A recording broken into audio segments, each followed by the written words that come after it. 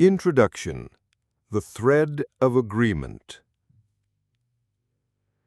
Have you ever agreed to something, and only later, in a quiet moment of reflection, wondered how you got there? It begins with a simple request. A colleague asks, "Could you just take a quick look at this one-page report for me?" It's a small ask, 5 minutes of your time. You say yes, of course. A week later, the same colleague asks if you could help co-author a small section of a much larger project. You remember your previous help, the positive interaction. It feels natural to say yes again. Before you know it, you're spending your weekends editing a 50-page document, feeling a strange sense of obligation that you can't quite trace back to its origin. Or perhaps it was a cause you came to support. It started with an online petition, a single effortless click to add your name to a list. A few weeks later, you receive an email asking for a small donation, just the price of a coffee, to support the campaign. Having already signed, you feel a connection to the cause. You are, after all, the kind of person who supports this. The small donation is made. Then comes the request to volunteer for an hour, to share the campaign with your friends, to attend a rally. Each step feels like a logical progression from the last. You are pulled along by an invisible thread of your own agreement, and with each yes, the thread becomes a rope, and the rope becomes a chain. This phenomenon is not an accident. It is not a coincidence. It is one of the most subtle, powerful, and consistently effective principles of human influence. It is a psychological mechanism that operates so silently beneath the surface of our awareness that we rarely, if ever, notice its pull. It is a technique built on a fundamental truth about the human mind. Our deepest desire is not for money, or for fame, or even for happiness. Our deepest psychological desire is for consistency.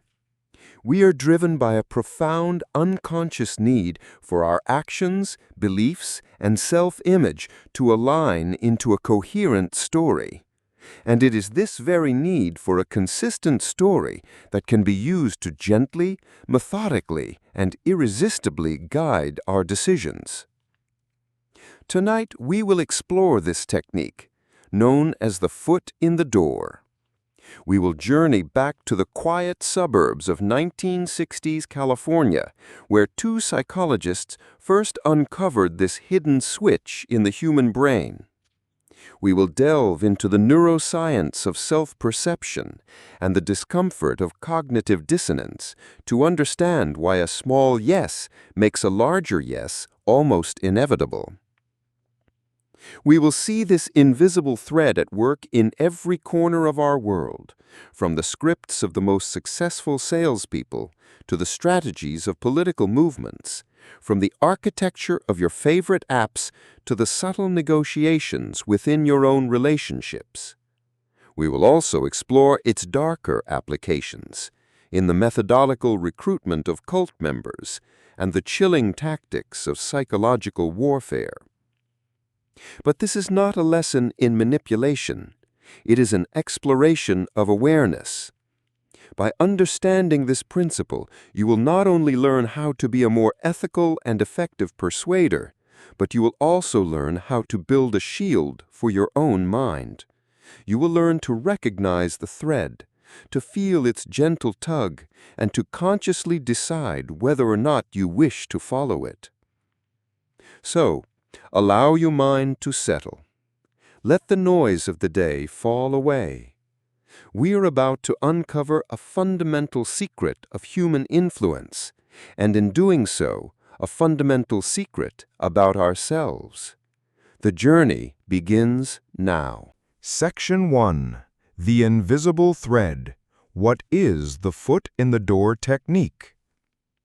At its core, the foot in the door technique is deceptively simple.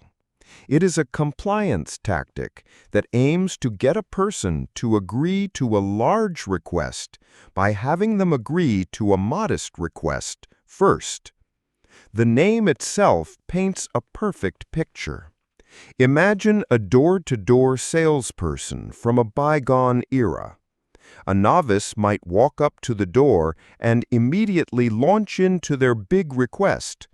"Good evening, would you like to buy this expensive vacuum cleaner?" The door is likely to be shut before they can even finish the sentence. The request is too large, too sudden. The homeowner's defenses are immediately raised.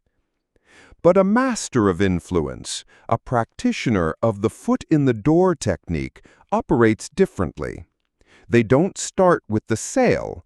They start with a request so small, so reasonable, that it is almost impossible to refuse. "Good evening," they might say, with a warm smile. "I'm conducting a brief survey for a consumer research company. Would you be willing to answer just 3 short questions about home cleaning habits? It will only take 30 seconds. This is the foot in the door. The request is minimal. It costs the homeowner almost nothing in time or effort. To refuse would feel almost churlish, almost rude. So they agree. They say the small yes. The salesperson asks their questions, thanks them for their time, and then, having established a moment of rapport and compliance, they pause and deliver the real request. "You know, based on your answers, you seem to be someone who really values a clean and efficient home. I happen to have a product here that is revolutionizing home cleaning. Would you be willing to allow me to demonstrate it for just 5 minutes?" Now the situation has fundamentally changed. The homeowner is no longer a stranger being accosted. They are a participant in a conversation. They have already engaged. They have already complied once. Their own mind has subtly shifted. They have, through their action of answering the survey, defined themselves as someone who is helpful, someone who is interested in this topic. To abruptly shut the door now would be to contradict the person they were just 30 seconds ago. It would create a moment of psychological discomfort, and so the probability that they will agree to the larger request, the demonstration, has skyrocketed. This technique is built on a 2-step process. 1. The initial small request. This is the setup. The request must be significant enough to create a moment of compliance, but small enough that the target is almost guaranteed to agree. It could be signing a petition, answering a single question, accepting a free sample, or placing a small sticker in a window. 2. The subsequent larger request. This is the true objective. After the initial agreement, a second, larger request is made. This request is what the persuader wanted all along. The magic lies in the space between these 2 requests. In that small gap, a profound psychological shift occurs within the target. They are not being persuaded by the logic of the second request. They are being persuaded by the action of having agreed to the first request. They are not being convinced by the salesperson.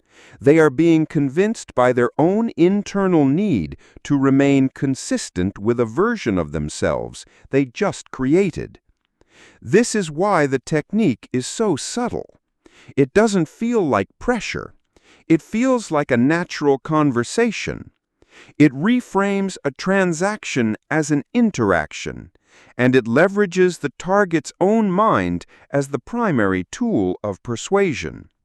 The most effective influence doesn't come from pushing someone to do something. It comes from creating a pathway where they feel they are willingly, logically, and consistently choosing to walk on their own. The foot-in-the-door technique is the art of laying down the first paving stone on that path. Section 2. The California Experiment. The discovery of a hidden switch. The foot-in-the-door technique was not just a piece of sales folklore. It was a genuine psychological phenomenon. But it had never been scientifically proven until 1966. In a series of now famous experiments, two psychologists from Stanford University, Jonathan Friedman and Scott Fraser, decided to test this invisible force in the quiet, sun-drenched suburbs of Palo Alto, California. Their findings would change our understanding of persuasion forever. Their experiment was designed to answer a simple question. Would getting someone to agree to a tiny, trivial request make them more likely to agree to a much larger, more intrusive one later? The researchers' larger request was audacious. They wanted to see if they could convince homeowners to allow a large, poorly designed, and frankly ugly sign to be placed on their front lawn for a week. The sign read simply, "Drive carefully." To make the request even challenging, the researchers showed the homeowners a photograph of the sign, and it was enormous, obscuring much of the view of the beautiful California homes. When a researcher, posing as a volunteer from a citizens group, went door to door and made this large request directly, the results were predictable. This was the control group. Overwhelmingly, the homeowners refused. Only 17%, less than 1 in 5, agreed to have the ugly sign placed on their pristine lawns. The request was simply too big. But then Friedman and Fraser tested the foot-in-the-door technique. They approached a different group of homeowners with a much smaller, almost insignificant initial request. A researcher, again posing as a volunteer, asked these homeowners if they would be willing to display a tiny 3-inch square sign in their window or on their door. This tiny sign read simply, "Be a safe driver." It was an easy, unobtrusive request. Nearly everyone agreed. This was the small yes. This was the foot in the door. 2 weeks passed. The memory of the tiny sign likely faded from the homeowners' conscious minds. Then a different researcher returned to these same houses. This time, they made the big request. They asked if the homeowner would be willing to display the enormous, ugly "Drive carefully" sign on their front lawn. Logically, nothing should have changed. It was the same ugly sign and the same intrusive request. But psychologically, everything had changed. The results were staggering. In the group that had first agreed to the tiny sign, a stunning 76% now agreed to have the enormous sign placed on their lawn. Let's pause and consider the magnitude of that shift. The compliance rate jumped from 17% to 76%. Friedman and Fraser had quadrupled the effectiveness of their request simply by preceding it with a tiny, seemingly unrelated one 2 weeks earlier. The small act of placing a tiny sticker in a window had fundamentally altered the homeowner's future behavior. But they didn't stop there. They wanted to test the limits of this phenomenon. What if the first request had nothing to do with the second one? They designed another experiment. This time, the initial small request was to sign a petition in favor of keeping California beautiful. Again, it was an easy request, and most people agreed. 2 weeks later, the researcher returned and asked these petition signers to display the large, ugly "Drive carefully" sign on their lawn. Notice that the two topics are unrelated. One is about environmental aesthetics, the other is about traffic safety. There is no logical bridge between them, and yet the effect held. Nearly 50% of the people who had signed the Keep California Beautiful petition agreed to the Drive Carefully sign.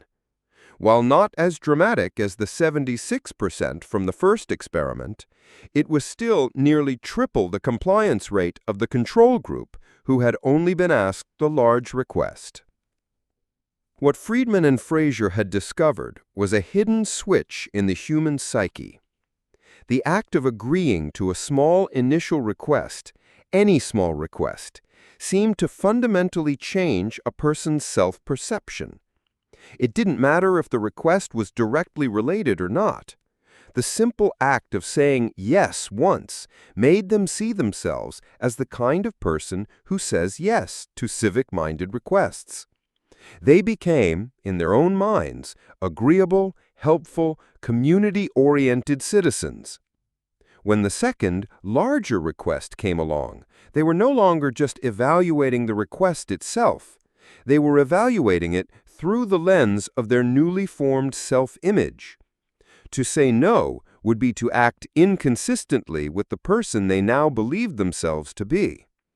The initial small commitment had created a new identity, and the desire to remain consistent with that identity was the powerful, invisible force driving their decision. The ugly sign on the lawn was no longer just an eyesore. It was a public declaration of the kind of person they were. Section 3. The Mind's Desire for Order. The Psychology of Consistency. The Friedman and Fraser experiment was a stunning demonstration of what happens, but it didn't fully explain why. Why is the pull of that first small yes so powerful? The answer lies in two deeply intertwined psychological principles: self-perception theory and the drive to avoid cognitive dissonance. Together, they form the engine of the foot-in-the-door technique. Self-perception theory. I am what I do. We like to believe that we act based on a clear, pre-existing set of attitudes and beliefs. We think, I believe I am a generous person, therefore I donate to charity. But psychologist Darrell Bem proposed a radical and counterintuitive idea. He suggested that, in many cases, the process is reversed. We don't act because of who we are. We decide who we are based on how we act. This is the core of self-perception theory. The theory states that we infer our own attitudes, beliefs, and other internal states by observing our own behavior and the circumstances in which it occurs. When our internal cues are weak or ambiguous, we become external observers of ourselves. We ask, what must my attitude be if I am willing to do this? Let's return to the California experiment.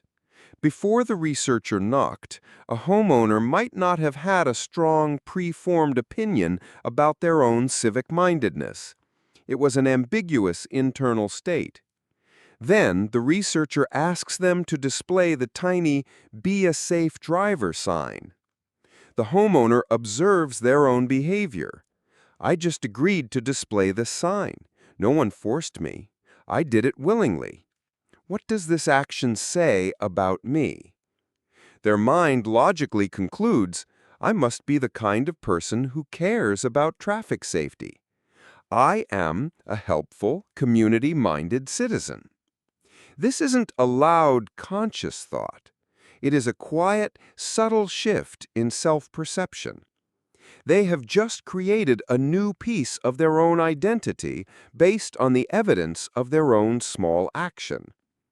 When the researcher returns 2 weeks later with the large, ugly sign, the homeowner is no longer operating from a neutral position. They are operating from this new self-image. The request is no longer just about a sign. It's a test of their newfound identity. Refusing the request would mean confronting an uncomfortable truth. Maybe I'm not as community-minded as I thought. To maintain the coherence of their self-image, they are now strongly biased towards agreeing to the larger request. They act in accordance with the person they have perceived themselves to be. The first yes didn't just open a door, it rewrote a small line of code in their personal identity. Cognitive dissonance, the unbearable discomfort of contradiction. Complementing self-perception theory is one of the most powerful theories in social psychology, developed by Leon Festinger. The theory of cognitive dissonance. Cognitive dissonance is the state of mental discomfort experienced by a person who holds two or more contradictory beliefs, ideas, or values, or when their beliefs are inconsistent with their actions. This discomfort is so unpleasant that the human mind is powerfully motivated to reduce it. Imagine you are a person who believes strongly that you are health conscious, but you also smoke a pack of cigarettes every day. This creates a state of intense cognitive dissonance. The belief, I am healthy, is in direct conflict with the action, I smoke. To reduce this painful mental tension, you have a few options. 1. Change the behavior. You could quit smoking. This is often the hardest path. 2. Change the belief. You could downplay the health risks. The research isn't conclusive, or my grandfather smoked his whole life and lived to be 90. 3. Add new beliefs. You could rationalize the behavior. Smoking helps me manage stress, and stress is also bad for my health, so it balances out. The path of least resistance is almost always to change or rationalize the belief rather than the behavior. Now let's apply this to the foot-in-the-door technique. The initial small yes creates a self-perception. I am a helpful person. When the second, larger request is presented, the possibility of saying no introduces cognitive dissonance. The two cognitions, I am helpful and I am refusing to help, are in direct conflict. This creates that unpleasant feeling of internal tension. To resolve the dissonance, the easiest path is to make the behavior consistent with the belief.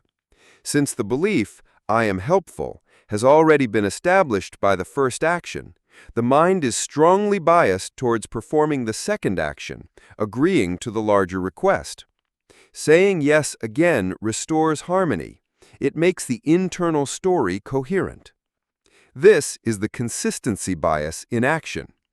We are wired to be and to appear consistent with our past commitments.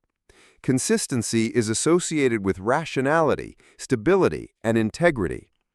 Inconsistency is associated with being erratic, confused, or even dishonest. Our subconscious mind will go to great lengths to protect our sense of being a consistent, rational individual. The foot-in-the-door technique masterfully exploits this. The initial request is a commitment, however small. Once that commitment is made, the powerful machinery of our own mind, our desire to perceive ourselves as consistent and to avoid the pain of dissonance, takes over and does the heavy lifting of persuasion. We become our own persuaders, driven by a deep and powerful need to keep our story straight. Section 4. The technique in the wild. Sales, marketing, and the digital world. Once you understand the underlying psychology, you will begin to see the foot-in-the-door technique everywhere. It is a foundational principle of modern commerce and digital interaction, often operating so seamlessly that it is completely invisible to the untrained eye. In sales and negotiation. The world of sales is a living laboratory for this principle. No skilled salesperson starts with the most difficult request. They start with a series of small, easy yeses. The car dealership. A car salesman rarely starts by asking, "Do you want to buy this $40,000 car today?" Instead, they begin a yes ladder. "Beautiful day, isn't it?" "Yes." "This is a stunning model, right?" "Yes." "The color is fantastic, isn't it?" "Yes." Then comes a small request for a commitment of time and effort. "Why don't you sit inside and see how it feels?" "Yes." "Let's take it for a quick test drive, shall we?" "Yes." With each yes, your commitment grows. You are no longer just a passive browser. You are someone who has invested time, effort, and has repeatedly agreed with the salesperson. Your self-perception has shifted from "I'm looking" to "I'm considering this car." By the time you sit down to negotiate the price, you are already psychologically primed to continue the pattern of agreement. The financial advisor. A financial advisor might not start by asking you to invest your life savings. They might start with a small free request. Would you be willing to let me conduct a no-obligation review of your current financial situation? Agreeing to this small step makes you far more likely to agree to the larger step of actually purchasing their investment products later. In marketing and advertising, marketers use this technique to slowly and gently guide you from a state of passive awareness to active consumption. The free sample. This is a classic foot in the door. Accepting a free sample of a food product in a grocery store is a small commitment. You have engaged with the brand. You have accepted something from them.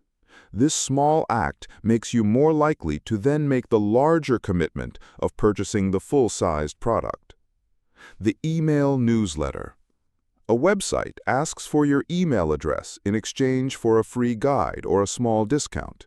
This is a very small request. By giving your email, you have made a micro-commitment. You have said a small yes to the brand. This makes you psychologically more receptive to the larger requests that will inevitably follow in their marketing emails, such as "buy our product" or "subscribe to our service." The like and follow. Social media marketing is built on this principle. A brand first asks for the smallest possible commitment, a like on a post. Then they ask for a slightly larger commitment, a follow of their page. By securing these small yeses, they are building a relationship and a sense of consistency. When they eventually present you with a much larger request, click the link in our bio and buy our new product, you are more likely to comply because you already perceive yourself as a supporter of the brand. In every one of these examples, the principle is the same. The persuasion is not happening in a single moment of decision. It is a process, a carefully constructed staircase of small agreements that leads almost inevitably to a larger commitment. The genius of it is that at each step, we feel like we are making a free and rational choice, unaware of the powerful psychological current of our own consistency that is guiding us along. Section 5. Weaving the social fabric. Influence in relationships and communities. The foot-in-the-door technique is not confined to the worlds of commerce and politics. It is a fundamental part of our social interactions, shaping our relationships, our families, and our communities in ways both positive and negative. Understanding this can make you a more empathetic partner, a more effective parent, and a more conscious member of society. In personal relationships, the dance of compromise and negotiation in a romantic relationship is often an intuitive application of this principle. Imagine you want to convince your partner to go on a big, adventurous vacation, but you know they are a homebody who prefers relaxing holidays.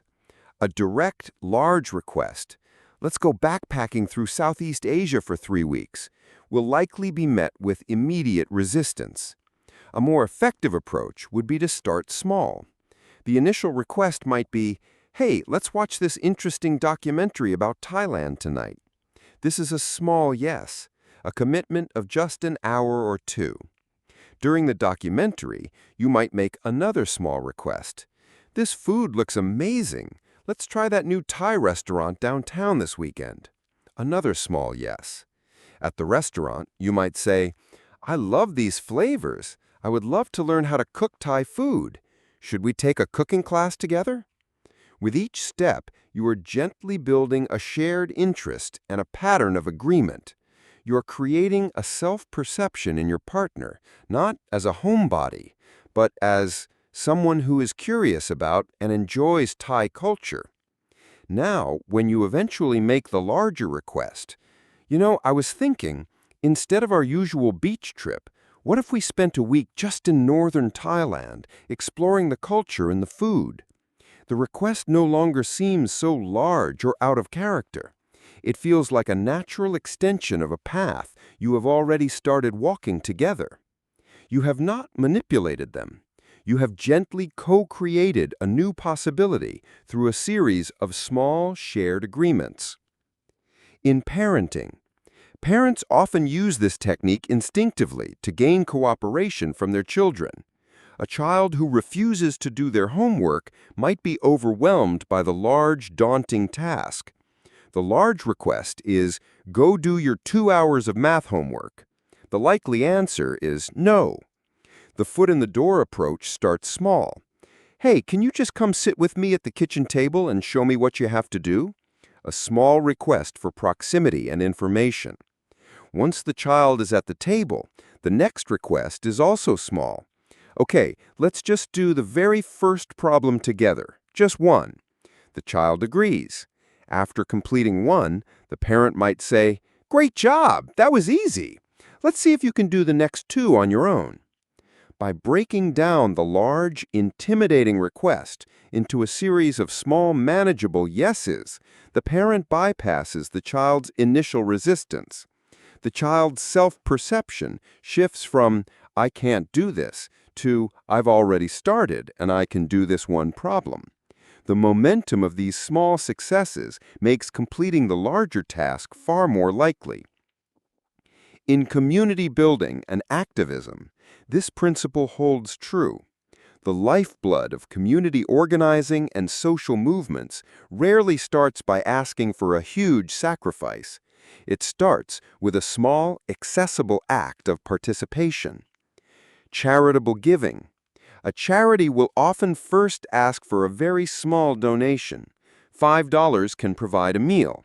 This is the foot in the door.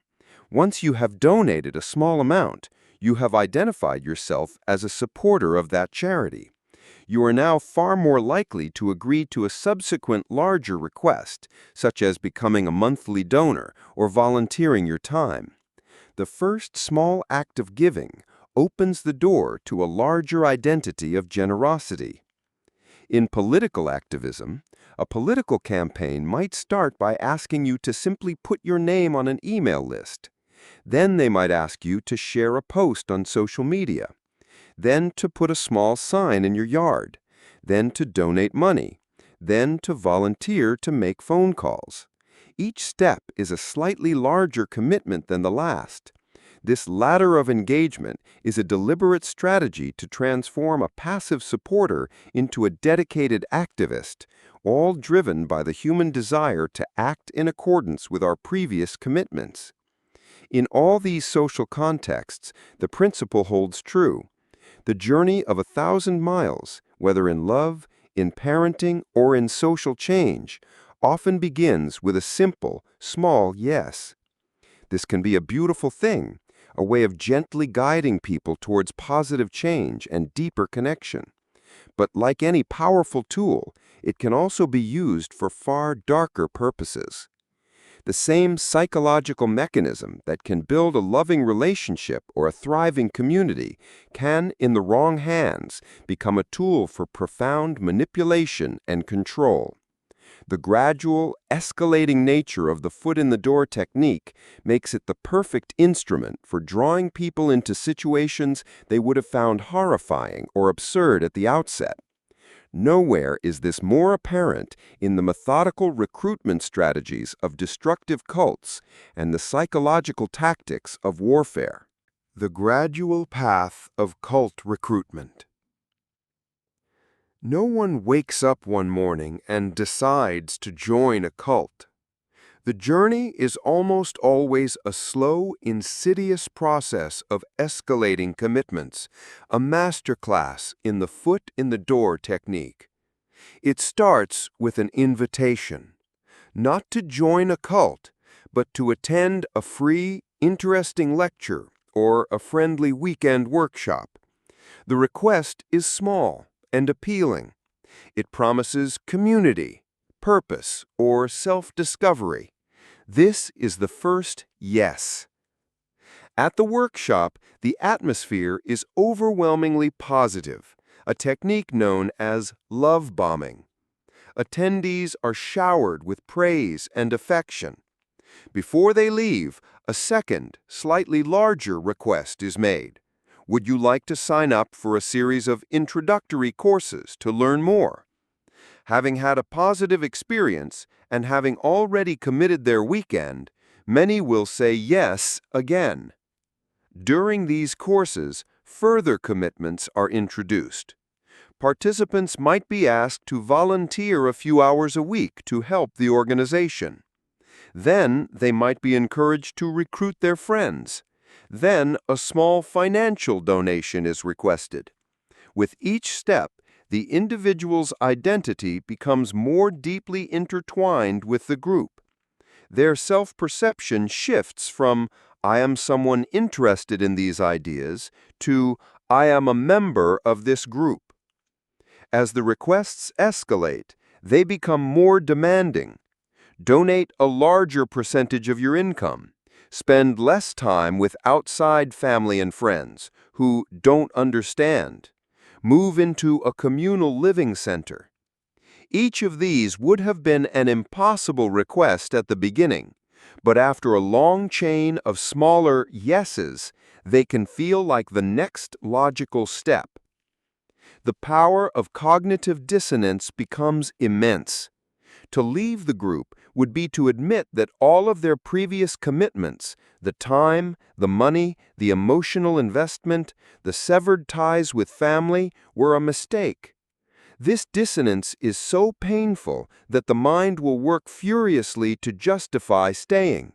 It will rationalize the group's strange beliefs and questionable practices to maintain a sense of consistency. The foot-in-the-door technique, applied over months or years, doesn't just gain compliance, it can capture a person's entire identity. The chilling effectiveness of this principle was also observed in the context of the Korean War. American soldiers captured and held in Chinese prisoner-of-war camps were subjected to a sophisticated form of psychological manipulation, not through torture, but through a gradual process of commitment and consistency. The captors would start with trivial requests. They would ask a prisoner to make a simple, mildly anti-American or pro-communist statement, such as, "The United States is not perfect." This is a statement that most people under duress could agree to. It is a small yes. Once the prisoner made this small admission, the captors would ask him to write it down. Then they would ask him to read it aloud to other prisoners. Then they would ask him to participate in a discussion group about the imperfections of the United States. Then came a slightly larger request. The captors might hold an essay contest within the camp, with prizes like a piece of fruit or a handful of cigarettes. The topic would be Problems with America. To win a prize, a prisoner didn't have to write a scathing denunciation of his country. He just had to write something. Many prisoners, seeing it as a harmless game, would participate, writing essays that included some of the mild criticisms they had already admitted to. But now they had created a physical record of their compliance. Their captors would then read these essays over the camp radio, not identifying the author by name, but announcing, "An American soldier has written the following." The prisoner knew he had written it. His fellow prisoners heard it. His self-perception began to shift. He had willingly, in writing, collaborated with the enemy. The requests would continue to escalate. Write an essay about the advantages of communism in China. Tell us about the morale of your unit.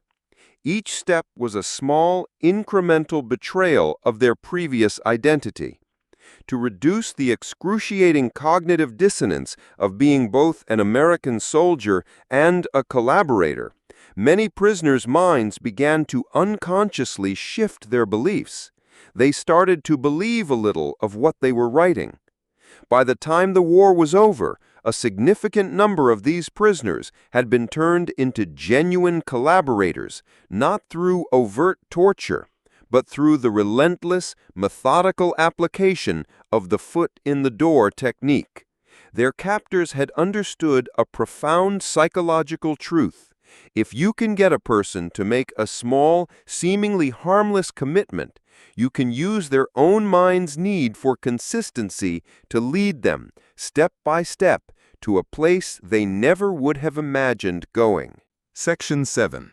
The Ethical Compass. Using the small yes for good. Hearing these darker applications can be unsettling. It can make the foot-in-the-door technique seem like a cynical tool of manipulation. But like any powerful principle of human nature, it is not inherently good or evil. It is a tool, and its morality is determined by the intention of the person using it. When guided by an ethical compass, the very same technique can be used to build positive habits, foster pro-social behavior, and create gentle, lasting change for the better. Building better habits in ourselves. Perhaps the most ethical and powerful application of this principle is on ourselves. We often fail to build new habits because we make the initial request of ourselves too large. Our New Year's resolution is a classic example of a large, direct request. I will go to the gym for an hour every single day.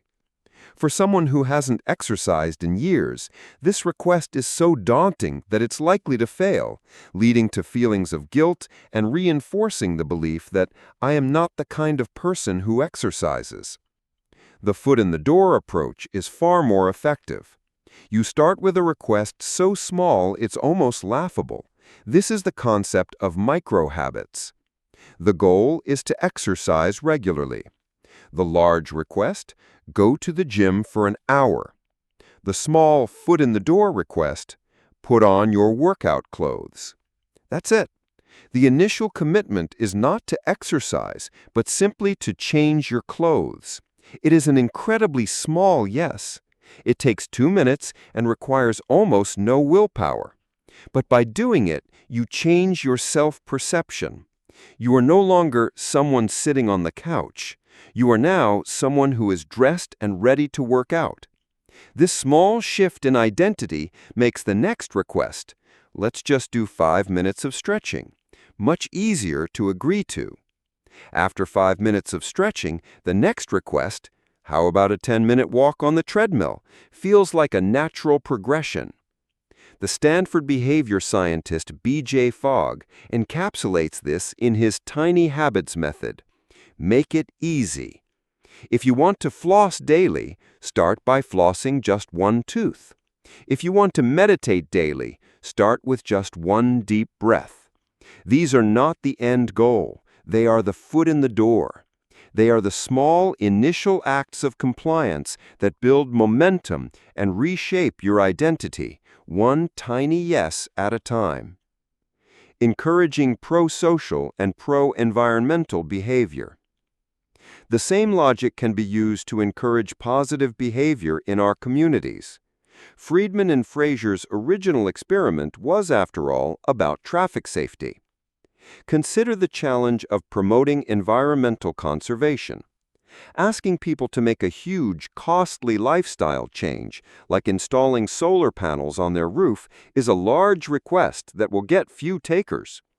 The foot-in-the-door approach would start with a series of small, identity-shaping commitments. 1. Small request. An organization asks people to take an online pledge to turn off the lights when leaving a room. 2. Next small request. A few weeks later, they asked those who pledged to switch to one energy-efficient light bulb. 3. Slightly larger request. Then they might be asked to participate in a local recycling drive. With each step, the person's identity as an environmentally conscious citizen is strengthened. They're acting in accordance with their previous commitments. This makes them far more receptive when, down the line, they're presented with information about larger commitments, like community solar programs or lobbying for green policies. The goal is not to trick them, but to gently guide them on a journey of increasing awareness and participation, making environmentalism a part of their identity, not just a single, isolated action. The ethical use of this technique respects the autonomy of the individual. It is not about coercing someone into a decision they will later regret. It is about breaking down positive, beneficial changes into small, manageable steps that invite participation rather than demand it. It is about being a patient and empathetic persuader, understanding that real change doesn't happen in a single leap, but in a series of consistent small steps in the right direction. Section 8. The Shield of Awareness. How to defend against manipulation. Now that you understand the mechanism, its applications, and its ethical considerations, the final step is to build your own defense. How do you protect your autonomy in a world full of people and systems attempting to get their foot in your door? The defense is not to become cynical or to say no to everything. The defense is awareness. 1. Recognize the pattern. The first and most important step is simply to see the technique in action.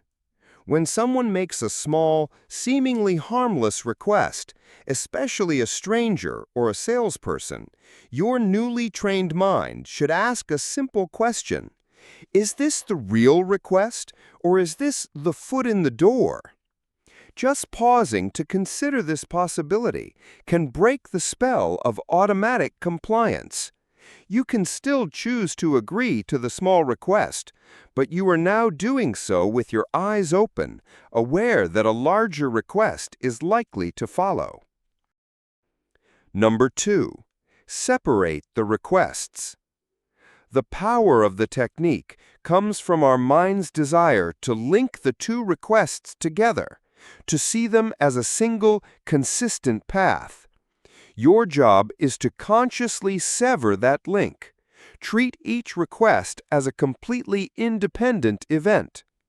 When the larger request comes, tell yourself, "My decision to sign that petition last week has absolutely no bearing on my decision to donate money today." Or, "The fact that I agreed to a test drive does not obligate me to buy this car." By mentally isolating the second request, you can evaluate it on its own merits, free from the powerful pull of your past commitment. Number 3. Embrace the freedom to be inconsistent. Our society teaches us that inconsistency is a character flaw. But in the face of manipulation, the freedom to be inconsistent is a superpower. It is perfectly rational and acceptable to change your mind. Give yourself permission to say no to a second request, even if you said yes to the first. You can even state it explicitly and politely. "I was happy to answer your survey, but I'm not interested in a demonstration today, thank you." You are under no logical or moral obligation to continue down a path of compliance simply because you took the first step. True integrity is not blind consistency. It is making the right choice in each new moment, regardless of the past. Number 4. Understand your own motivations. Ask yourself why you agreed to the first request. Did you genuinely care about the cause, or were you just trying to be polite or avoid an awkward moment? If you agreed for a superficial reason, it's easier to give yourself permission to refuse the second, more significant request. If, however, you find that you genuinely do support the person or the cause, then you can consciously choose to comply with the second request, not because you feel psychologically trapped, but because it aligns with your authentic values. The choice becomes a conscious one, not a reflexive one. Awareness does not make you immune to influence, but it transforms you from a passive subject into an active participant. It allows you to feel the gentle tug of your own consistency bias and to consciously decide whether that bias is leading you toward a decision that genuinely serves you or one that merely serves the person who knocked on your door. Conclusion: the freedom of the second choice. We began our journey tonight with a simple observation. A small yes can lead, with an almost uncanny certainty, to a much larger one. We have traveled through the mind's deep-seated need for a coherent story, the quiet power of self-perception, and the uncomfortable dissonance of contradiction. We have seen how this invisible thread of agreement is woven into the fabric of our lives, from the things we buy, to the people we love, to the societies we build. The foot in the door technique reveals a fundamental truth about human nature. We are not static beings who make decisions in isolated, rational moments. We are narratives in motion. Our present choices are deeply influenced by the echo of our past commitments. We are all, in our own way, trying to be the consistent hero of our own story. To be unaware of this is to be a character in a story written by others. It is to have the pages of your life turned by the marketers, politicians, and persuaders who understand the power of a small initial commitment. They understand that if they can write the first sentence, your own mind will often feel compelled to write the rest of the chapter in the same style. But the purpose of this knowledge is not to make you cynical. It is to make you free. The ultimate freedom is not the freedom to make the first choice, which is often trivial and made with little thought. The ultimate freedom is the freedom of the second choice. It is the awareness that comes in the space between the small request and the large one. It is the ability to pause, to look at the thread of your own consistency, and to consciously decide if it is leading you where you truly want to go. It is the understanding that you are the author of your story, and you have the right to start a new chapter at any moment. Your past actions do not own your future decisions. Your integrity is not measured by blind consistency, but conscious, value-driven choice. As you drift now into a state of rest, let this awareness settle deep within you. Know that you are equipped with a new clarity. You can now see the invisible threads. You can now operate not just as the character in the story, but as its thoughtful, discerning, and truly free author. The next time a small request comes, you will see it for what it is, not just a question, but an invitation. And you alone, will decide where it leads. Rest now, and know that this new awareness is being quietly integrated into the vast, silent library of your mind, becoming a new and powerful tool for navigating your world with wisdom and autonomy.